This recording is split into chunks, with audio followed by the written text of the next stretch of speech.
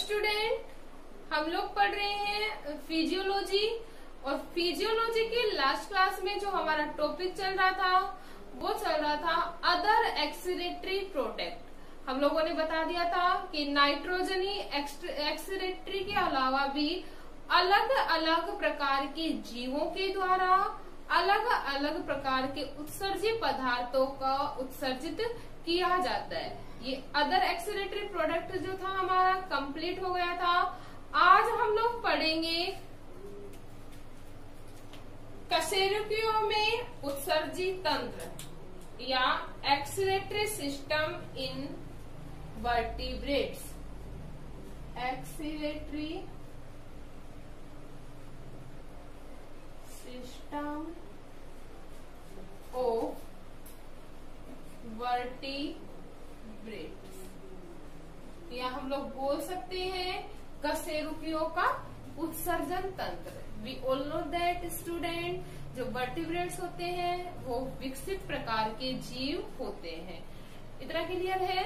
विकसित प्रकार के जीव होने के साथ साथ अलग अलग प्रकार के जो वर्टिब्रेट्स होते हैं उनमें अलग अलग प्रकार के उत्सर्जी अंग पाए जाते हैं। लेकिन अगर हम बात करें मुख्य उत्सर्जी अंग के रूप में जो पाया जाता है अंग, वो होता है किडनी। तो हम लोग बोल सकते हैं जो वर्टिब्रेट्स का जो मुख्य उत्सर्जी अंग होता है वो क्या होती है? किडनी या वृक्क। जो वृक्क होती है, अगर ह्यूमंस की अगर हम बात करें तो वृक्क की जो संख्या होती है, जो किडनी की संख्या होती है वो होती है 2 इन ह्यूमंस। जो वृक्क की जो संख्या होती है वो कितनी होती है? 2 पाई जाती है। ठीक है। और जो इनकी जो शेप होती है किडनी की वो होती है बीन शीड शेप, मतलब सेम के बीज के आकार की। सेम के बीज के आकार की आकृति के पाए जाते हैं किडनी। ठीक है। और इसका जो कलर होता है वो होता है रेड कलर। एक जोड़ी वृक्क पाए जाते हैं, उसका जो कलर होता है रेड, या हम लोग बोल सकते हैं पिंक कलर की जो किडनी है वो प्रेजेंट होती है। अगर हम इसकी बात करें तो जो किडनी होती है वो लेफ्ट और राइट साइड में अरेंज होती है। हम बोल सकते हैं मतलब दाहिना जो किडनी होती है उसे 2 पार्ट्स में डिवाइड कर सकते हैं, left kidney and right kidney. इतना क्लियर है? लेफ्ट और राइट। अब हम बात कर रहे हैं राइट किडनी की।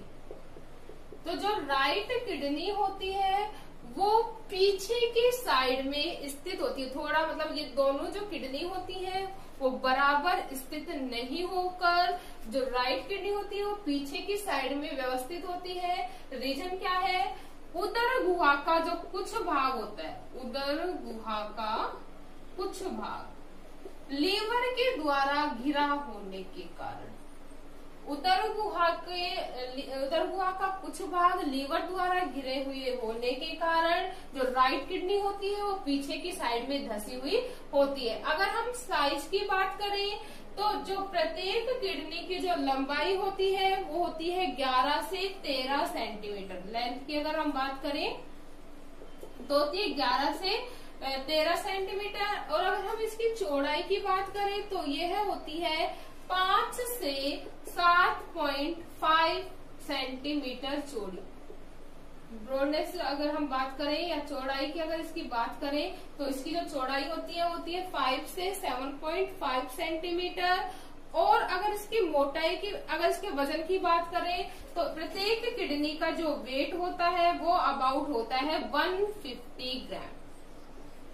कितना होता है? अबाउट 150 ग्राम होता है। लंबाई जो होती है वो 11 से 13 सेंटीमीटर होती है। चौड़ाई जो होती है 5 से 7.5 सेंटीमीटर चौड़ी होती है। क्लियर है? और जो इसकी जो बाहरी आकृति होती है वो तो होती है आउटर शेप।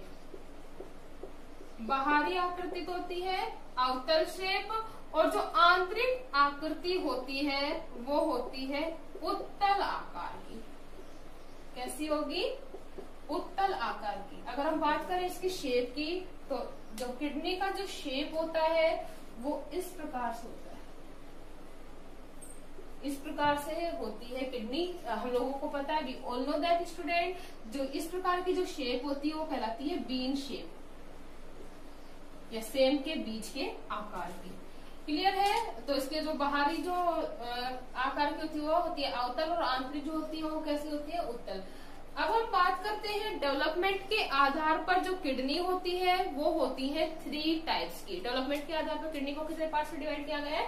3 पार्ट्स में। तो वर्टिब्रेट्स में डेवलपमेंट के आधार पर किडनी को 3 टाइप्स में डिवाइड किया गया है। कौन कौन सा? फर्स्ट है प्रोटोनेफ्रस, प्रोटोनेफ्रस। सेकंड है मीजोनेफ्रस, एंड जो लास्ट है वो है मेटानेफ्रस।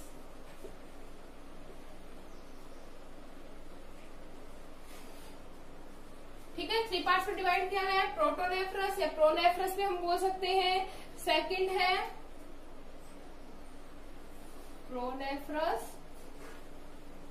सेकंड कौन सा है? मीजोनेफ्रस, और थर्ड जो है वो कौन सा है? मेटानेफ्रस। वी ऑल नो दैट जो यूनिट ऑफ किडनी है वो क्या होती है? नेफ्रॉन। किडनी की जो इकाई होती है वो क्या कहलाती है? नेफ्रॉन। तो हम फर्स्ट बात करते हैं प्रोनेफ्रस की। तो जो प्रोनेफ्रस है वो पाया जाता है प्रिमिटिव टाइप के। यह जो नेफ्रस है वो कैसा है? प्रिमिटिव टाइप का। या हम लोग बोल सकते हैं जो प्रोनेफ्रस है वो प्रिमिटिव या आदिम प्रकार का किडनी का प्रकार है। क्या प्रकार की? आदिम प्रकार की होती है जो भ्रूणीय अवस्था में पाई जाती है। किस अवस्था में पाई जाती है? भ्रूणीय अवस्था में पाई जाती है। लेकिन जो प्रोनेफ्रस टाइप की जो किडनी होती है वो वयस्क कशेरुकियों में एब्सेंट होती है, छोड़कर सिक्सीन को। जो सिक्सीन जो जीव है उसके अंदर वयस्क अवस्था में भी कौन सी टाइप की किडनी पाई जाएगी? प्रोनेफ्रस टाइप की किडनी प्रेजेंट होती है। इतना क्लियर है?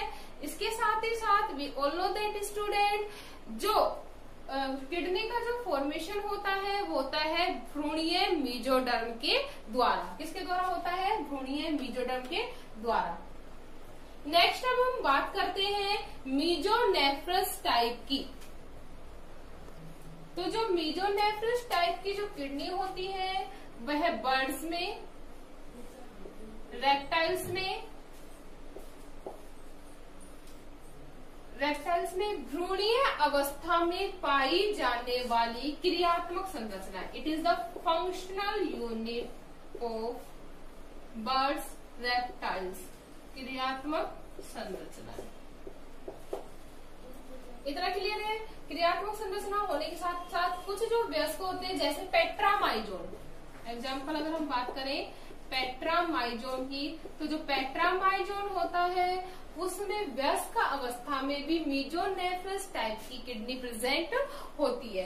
क्लियर है? अब हम बात करते हैं थर्ड मेटानेफ्रस टाइप की। जो मेटानेफ्रस टाइप की जो किडनी होती है वो सबसे जो विकसित प्रकार की जो किडनी है या मॉडर्न जो किडनी है वो कौन सी है?